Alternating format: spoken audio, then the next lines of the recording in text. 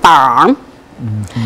It will also, in some cases, require the batterer, the perpetrator, the respondent to pay child support and other monetary resources that will help the victim to begin on their journey of safety and free of violence. Okay, so this order of protection is available 24 hours in Davidson County.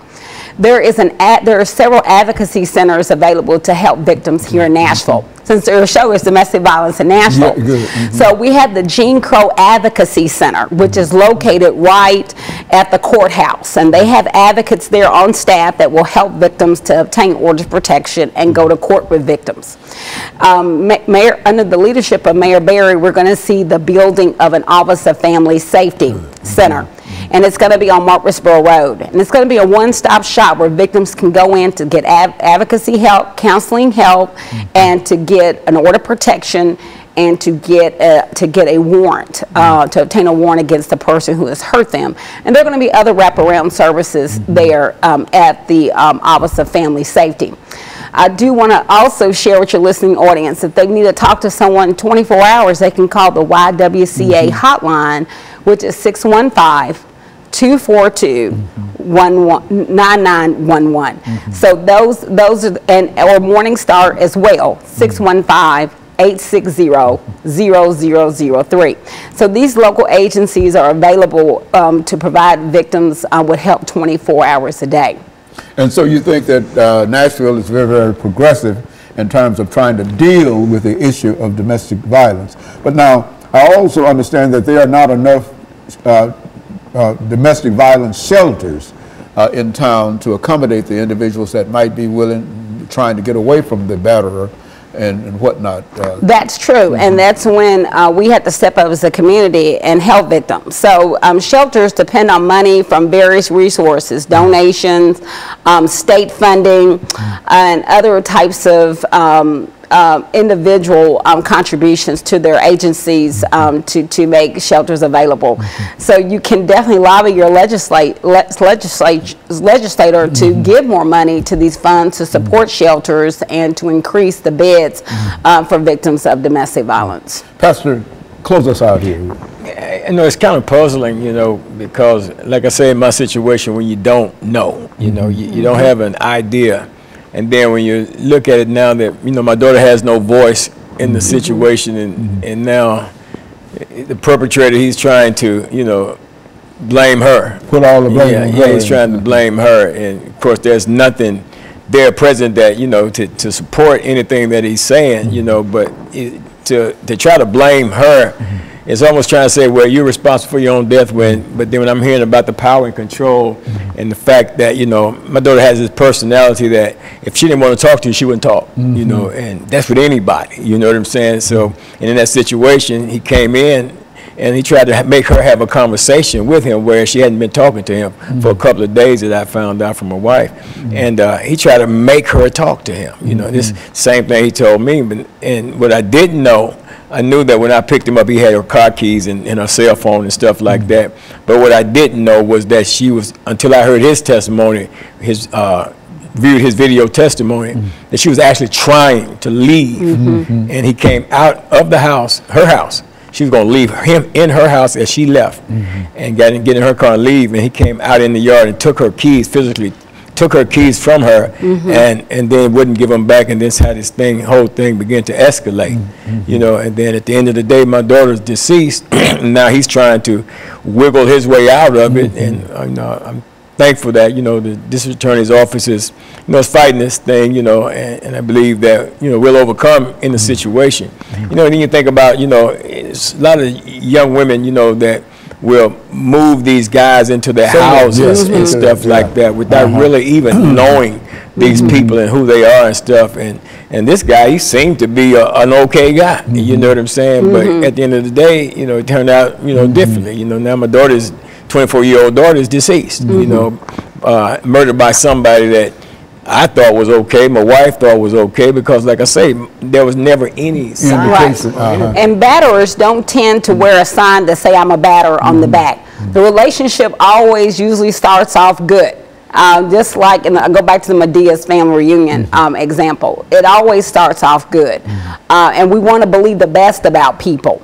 And so he raises some really good points about how this batter is building up this situation. Batter is really act good in public often because when the victim finally reaches out and says, this person is hurting me, they're going to say, are you kidding me? He's always at the church. He's so nice. He helps the pastor. And you're going to tell me that you must be doing something wrong. So this is the kind of game the batterer plays. And the batterer always, most always does not want to take ownership for their behavior. So let me just take a moment to talk about batterers intervention programs. So if I commit domestic assault, I will go, most likely I'll be arrested, and I'm supposed to be arrested, immediately arrested, and I'm supposed to be held for 12 hours, okay? That's everywhere. That's here in Davidson County, too. 40 seconds. Oh. But there are batterers intervention classes that are assigned, and so batterers can learn to hold themselves accountable for their behaviors, so victims will not be blamed for something the perpetrator did. Very good. And let me thank the two of you for bringing by that excellent information. And I know, Ms. Kimbrough, that we were running out of time, and your enthusiasm for what you're doing, and I think that's very, very good, you see. Yes. And I think that this has been a very, very helpful show this morning. And let me encourage our audience to tune in again next week for another informative edition of Comments. Thank you and good morning.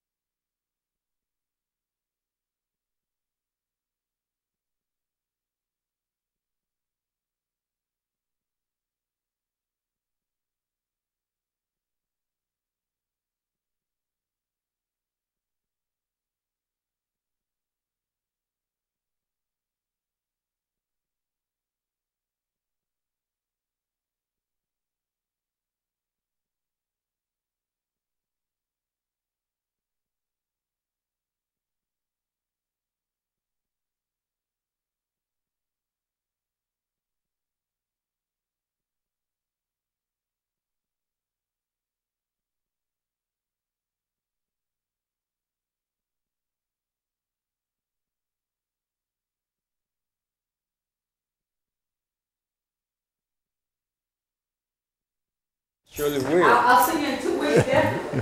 Great. At the NAACP meeting. Appreciate y'all, brother.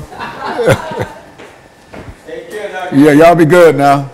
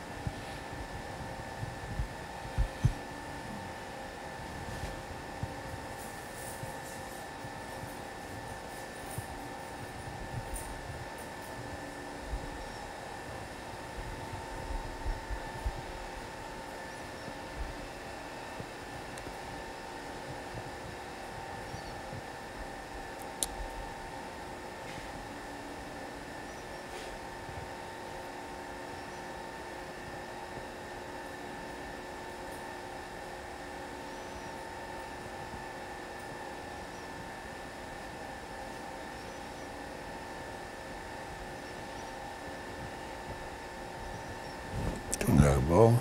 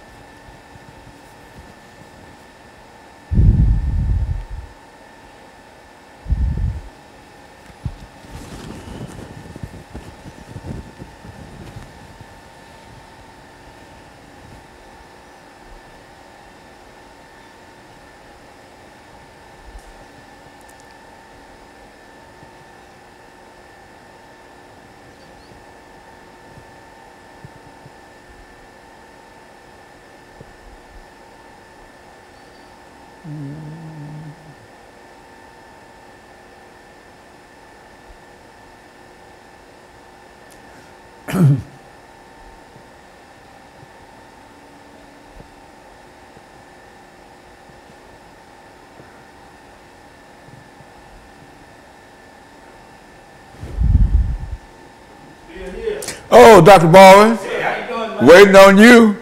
You're the only thing that's keeping me here. If I'm trying to get through with you, I'm out of here. Oh, Miss Kimbrough? Yeah, yeah, Well, it's good seeing you, Doctor. Very good. And we got a very, very important topic today. Okay. You want, let's put that book up? Yeah, put it up and so we can make some shots of it. You want to take some shots? Yeah. Oh, no, it's already been. Huh? Just do it on, so we can get it on this show too. Okay. All right. Yeah, just put it up there. You know, it won't hurt. Oh, yes, sir. So how you doing? Oh, I couldn't be better. This is the last show here. And Last one for the last one for the day. And You only get one day a week. yeah, let me give you this. This is that's the outline for this particular show. And here, these are the channels that it's seen on Saturdays and Sundays. You have to consult your local listings and et cetera, and et cetera, and et cetera for that. This is good. Yeah, and so that. Yeah, okay, that's good. That's great. All right. All right. This is a timely topic here, Doctor. Okay, background, education.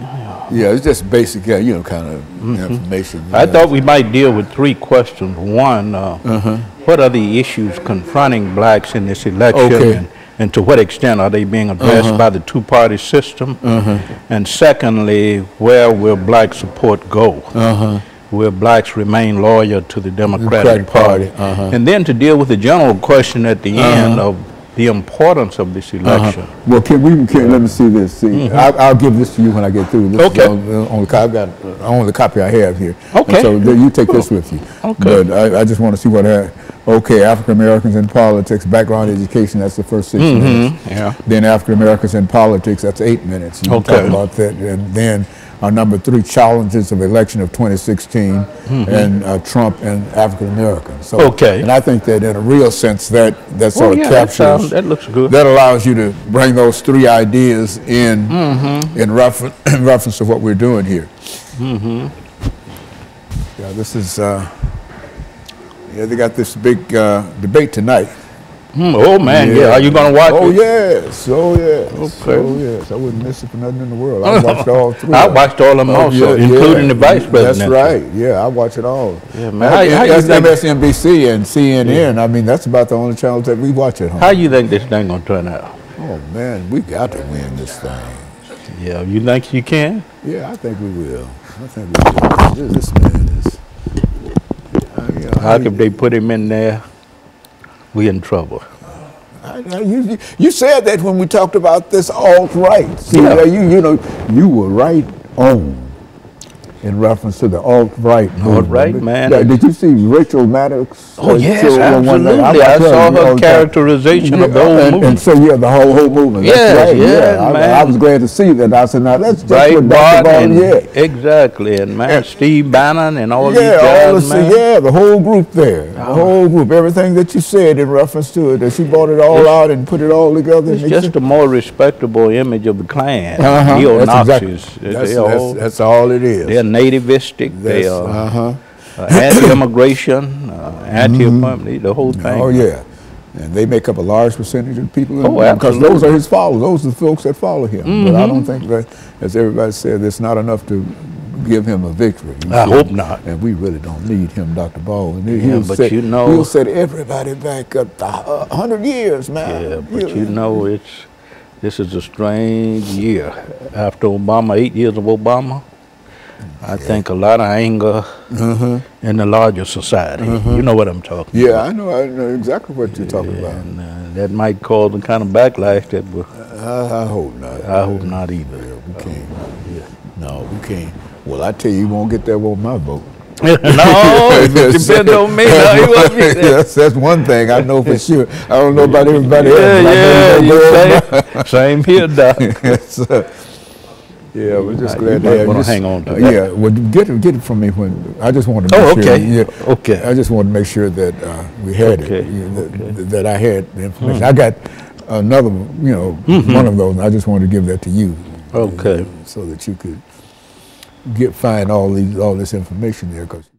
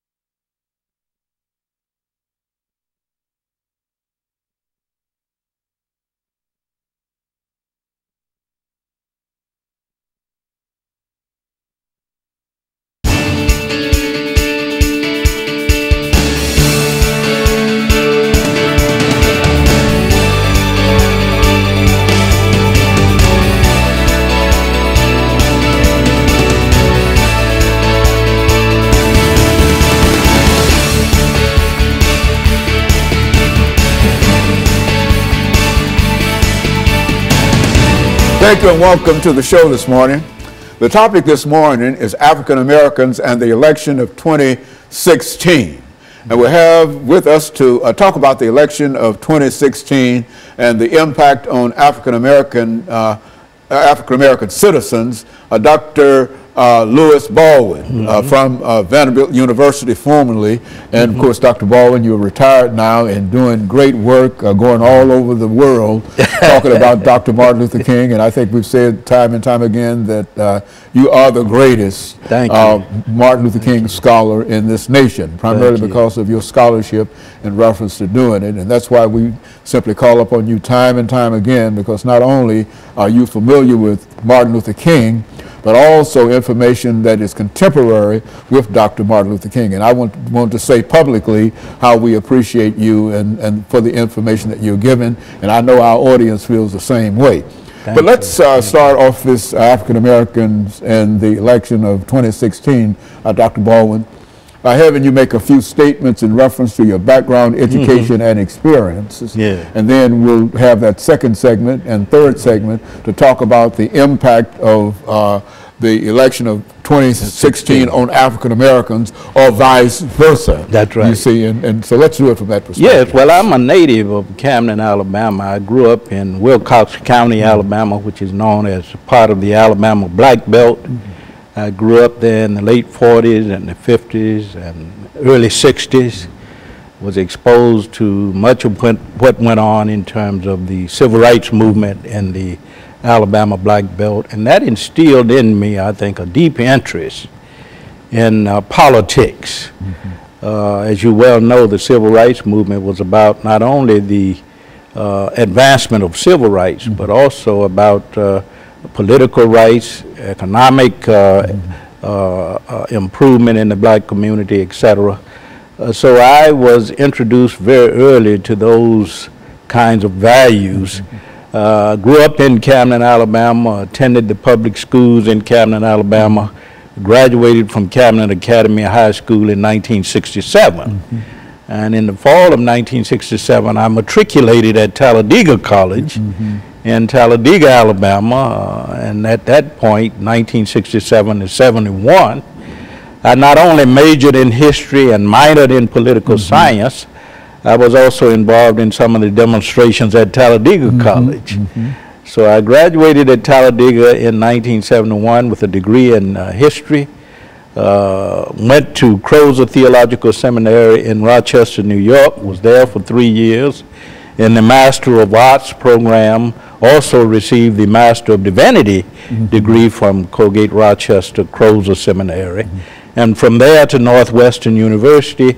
In 1975, I graduated from Northwestern in 1980 with a PhD in the history of religion with a particular emphasis on Christianity.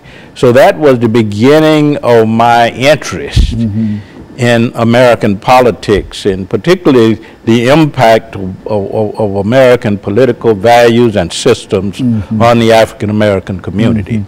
Very good. And so, Dr. Baldwin, listening to you, I can see the same trail that I took in terms of making it. And I, as a matter of fact, you graduated, you became a professor at Vanderbilt University. And I think that I was one of the first African-American students to attend Vanderbilt University after I finished my degree. And so I knew you quite well, and of course I knew all of the folks that you know from Vanderbilt University, from Kelly Miller Smith, et cetera, et cetera. And so I can say that you've made a tremendous contribution, but you also helped the university and the Divinity School make an even greater contribution in terms of the African American experience. And I simply wanted to say that so that people will know that in a real sense you've made a tremendous contribution. Now you brought with you today a book, Dr. Baldwin, and let's talk about that book. Yes, that book, of course, is part of my effort to contribute to the continuation of the struggle through my scholarship. Dr. King always said, Martin Luther King Jr. always said, that education is a major component of the civil rights program.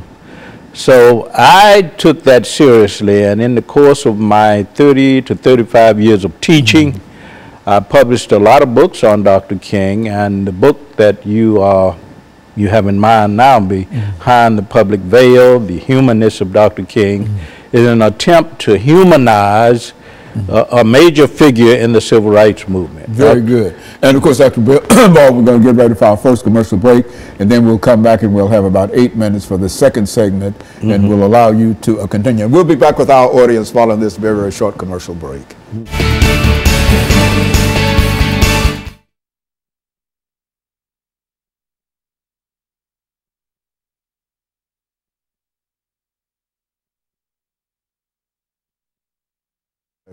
Well, you know, we've been sitting there for 35 years. Yeah. You were a student of August Meyer. August Meyer, that's right. That's right. That's as a matter of fact, I got to Vanderbilt because of August Meyer. Did you? He was over at Fisk teaching. And he's no longer alive. No, he and Elliot Rudrick. Yeah. He was over at Fisk, and they wouldn't allow him to come over to Vanderbilt and use the library. Oh, yes. And so when he left Fisk, he went to Kent State, and that's where I met him at, and I became one of his students. Okay. And after working a while, he said, you know where I want to send you? I want to send you back to Nashville, Tennessee. Yeah. I want you to go to Vanderbilt University. And I had a big old afro. Isn't that something? That's how I got But you were there with Darlene Clark. Darlene Clark and Bill, let's see, Darlene Clark. It's about 6 or 7 of us there. Okay. I was there. She's at Northwestern, I think, now. Is she still working? Has she retired yet? I'm not sure, but I know she was at Northwestern. She was at Michigan State. Then at Northwestern. Yeah, we were there together. We were both August Meyer students. We really had a good time in terms of studying under Dr. August Meyer, and he was a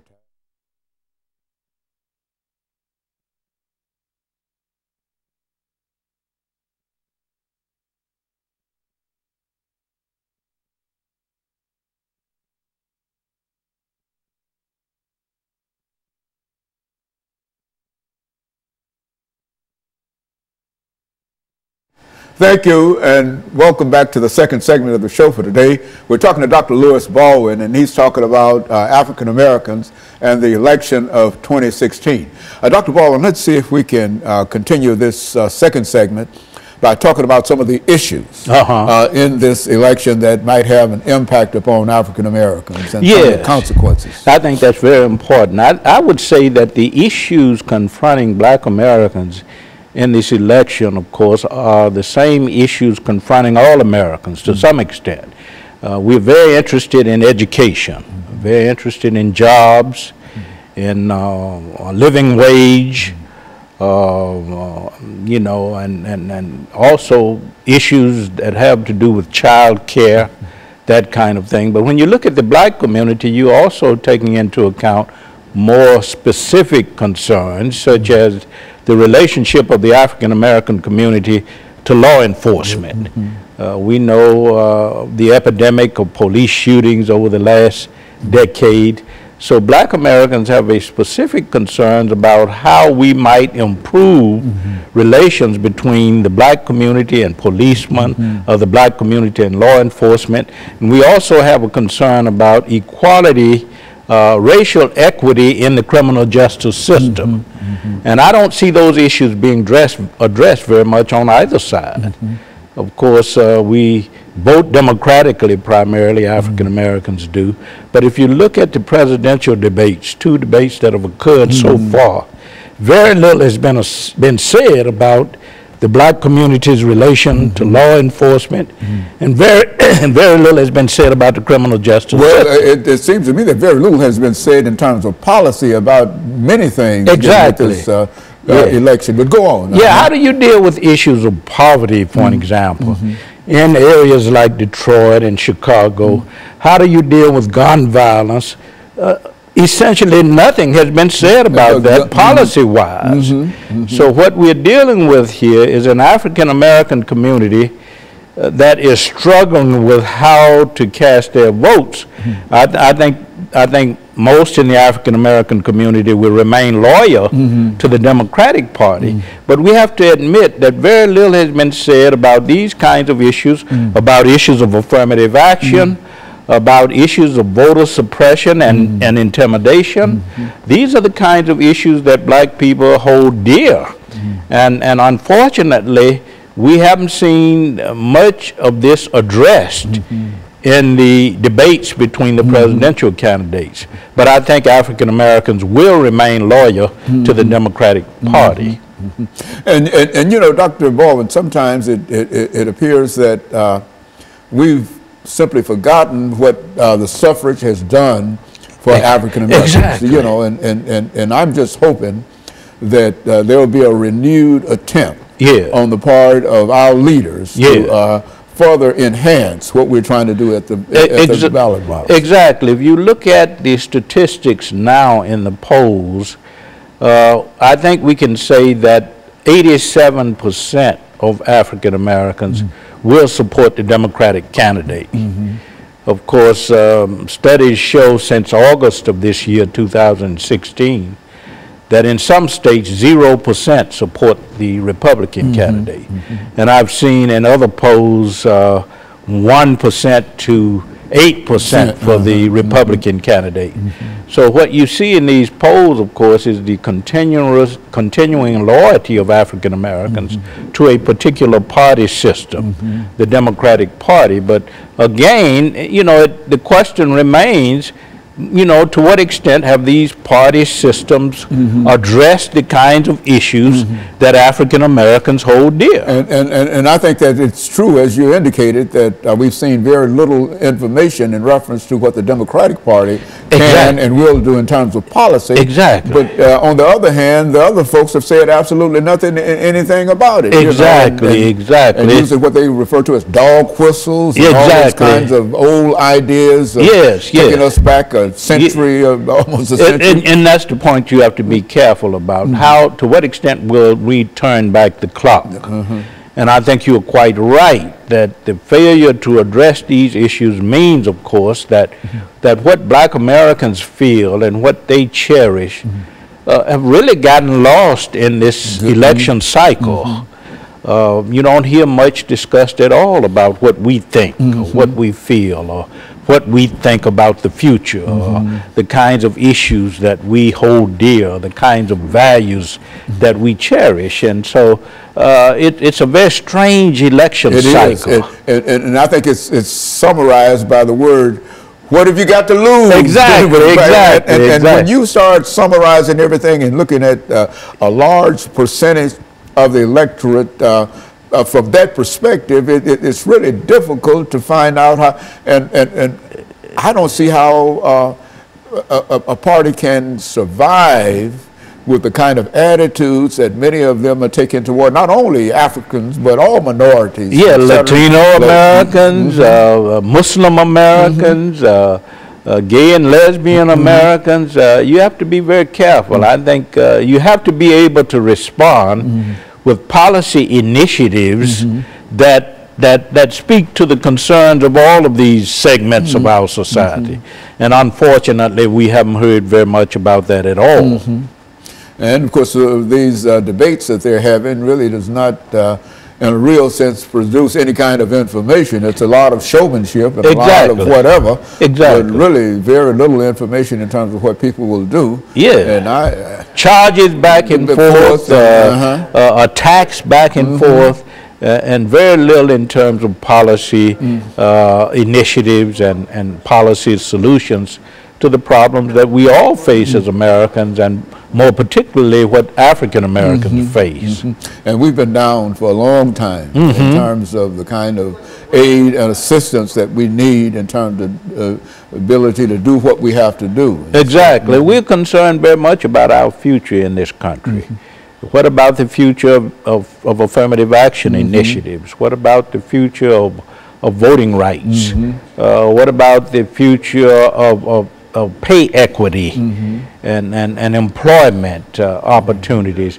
What about the imprisonment of African Americans and the astonishing rate of incarceration in this country? You know, that's a curious thing. As many folks that are being killed in the streets by guns. Everybody's afraid to say anything about trying to at least the gun culture and how it is contributing to a culture of violence in our country, and particularly in the Black community. We haven't heard much about that not at all. And of course, what we're doing is getting ready for the second commercial break, and we'll be back with our audience following this very, very short commercial break.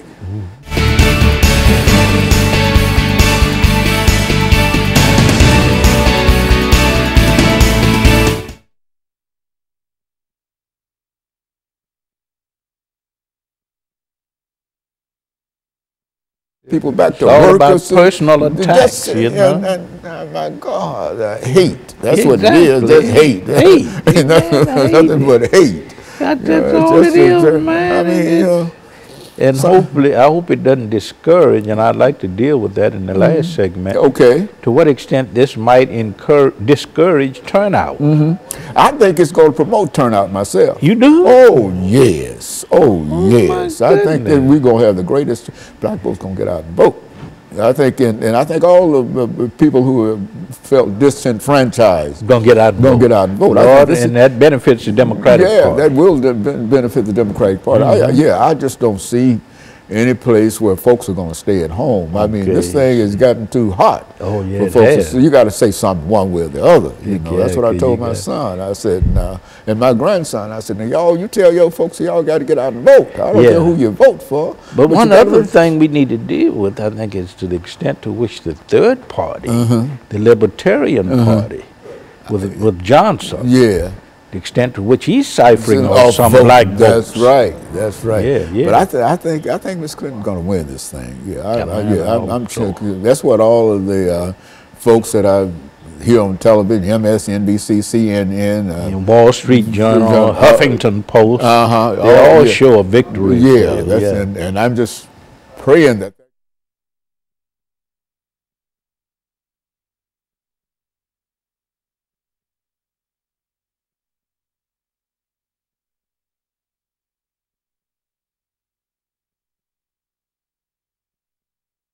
Thank you and welcome back to the final segment of the show for today. We're talking to Dr. Louis Baldwin, and he's giving us some information in reference to African Americans and the election of 2016. And of course, Dr. Baldwin, let's during this last segment, let's take the opportunity to deal with some issues that you believe to be important in this election, so that we can sort of end this particular segment, given some directions in terms of what people can do and what we ought to do. I think this election is important, first of all, because we need to assure the preservation of the Obama legacy. Obama has been very intentional about addressing health care issues, about addressing employment issues in the black community, criminal justice issue, the issues that pertain to law enforcement and its relationship to the black community. So we need to preserve his legacy in terms of pushing legislation that address the concerns for African Americans and women. We have to keep in mind that the Ledbetter law or act was signed by President Obama, which called for equal pay equity for women. So we first of all got to preserve his legacy for the black community, and I think that's very important for the black community. Another concern, of course, is how will this election cycle, and particularly the person who wins the office of president, how will that person address issues such as affirmative action, such as gun control, criminal justice, crime in black communities. I think that is very, very important. We look to the future, black Americans do. We've always looked to the future because we have had problems dealing with the past in many cases, and dealing with the present. We look to a future with hope. Things have to get better. Things have to get better. So we have a more hopeful view when it comes to the future. And I think black Americans today are looking for someone who will build on the Obama legacy. And I think most black Americans, studies show that 87% of blacks at least will vote for the Democratic candidate. And I think that most black Americans feel that the Democratic candidate, who happens to be Hillary Clinton, represents a better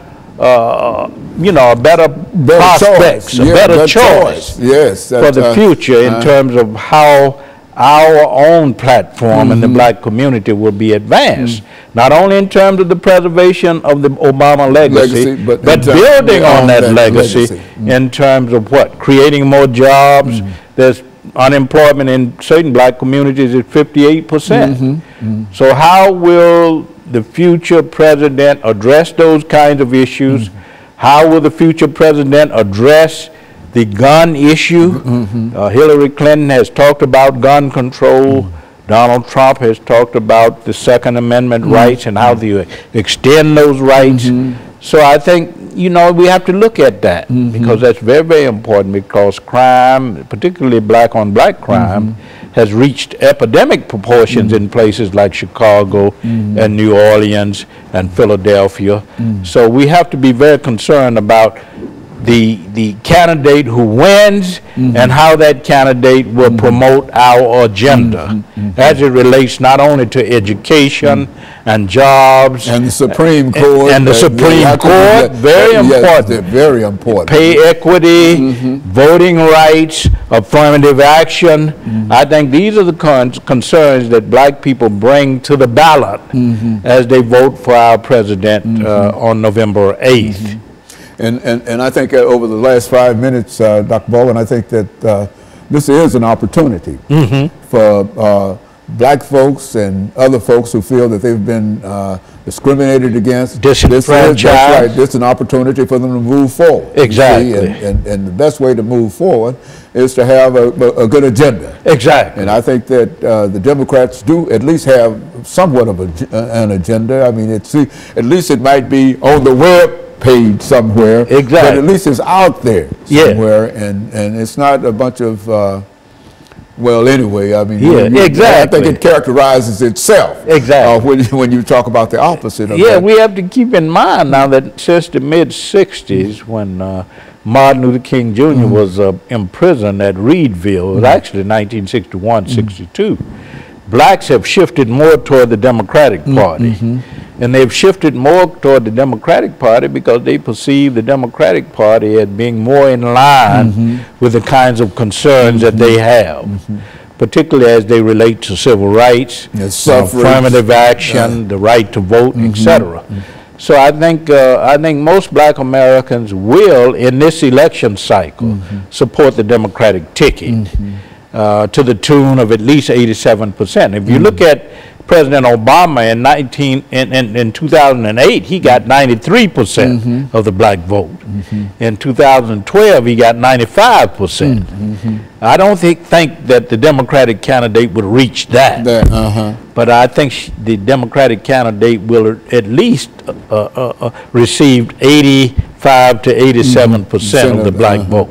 Yeah, and I think that that's a very, very important statistic because it indicates that we can be very, very optimistic in terms. And I do believe, I know people have been somewhat pessimistic in reference to the participation of Africans in this particular election, but I feel a shutout coming on. Exactly. You know, and sometimes I wake up at night in cold sweat, thinking that perhaps I might have to start looking for a Canadian route somewhere. Exactly. No, but seriously, I think that it is a real problem in terms of how we perceive ourselves and the threats. Yes, but so much is happening in terms of trying to discourage turnout. We see that I think on both sides to some extent, and particularly on the Republican side. This whole idea that the election will be rigged. Yes. And I personally don't subscribe to that thinking. I don't think many people. Yeah, I think we have in the United States, in this country, one of the most sophisticated systems of voting, electoral politics, and I think that there's a lot of integrity there. So I don't subscribe to the arguments of those who think that the election will be rigged. But I do think that people of all races, of all ethnic backgrounds, nationalities, religious backgrounds will go to the polls and will vote their conscience. So I expect a lot of integrity as it relates to the electoral process. I don't expect anybody's going to be trying to cast 2 votes. Exactly. I often say that it's hard to get many of us to cast 1 vote.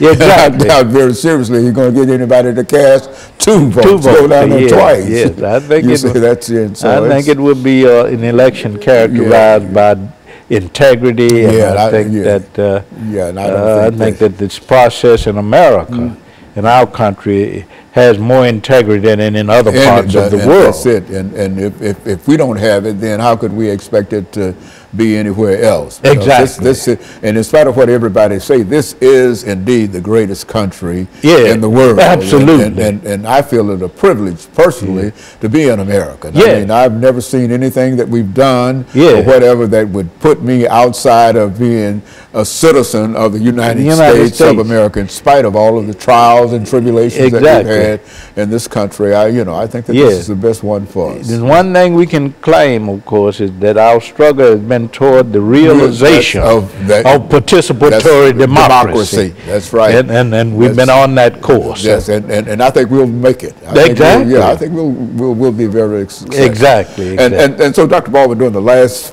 45 seconds, let me thank you for bringing by, again, some excellent information, some encouraging statements in terms of where we are and some of the possibilities. And while we stand on the very, very edge of this third debate, I do believe that this will be decisive in terms of helping us move toward the polls. Yes, and I look forward to that, and I know that I've talked to everybody in reference to it, and so a lot of folks are going to vote. I'm convinced of that. That's the important thing. We have to have the turnout. That's the turnout, regardless of and who we have vote. to make sure that the realization of our vision for the future. Okay, and let me thank you, and let me encourage our audience to tune in again next week for another informative edition of Comments. Thank you, and good morning.